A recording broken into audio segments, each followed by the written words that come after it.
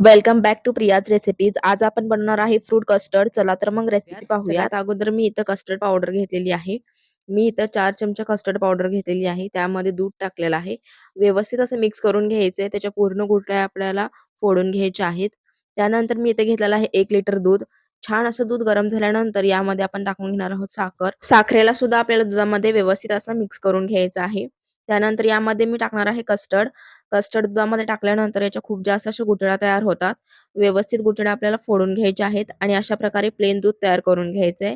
त्यानंतर यामध्ये मी butterscotch फ्लेवरचं essence टाकलेलं आहे.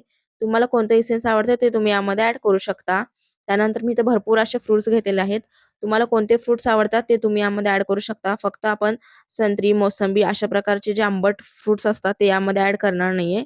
त्यानंतर आपल्याला कस्टर्ड हे छान फ्रिजमध्ये ठेवून 10 मिनिटं थंड करून घ्यायचं आहे. त्यानंतर यामध्ये आपल्याला फ्रुट्स ॲड करायचे आहेत. तुम्ही ड्राय फ्रुट्स सुद्धा यामध्ये टाकू शकता. छान असं आपलं कस्टर्ड तयार आहे.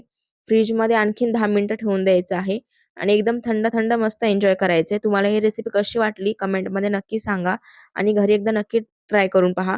तुम्हाला जर रेसिपी आवडली असेल तर चॅनलला लाईक, शेअर आणि सबस्क्राईब करायला विसरू नका.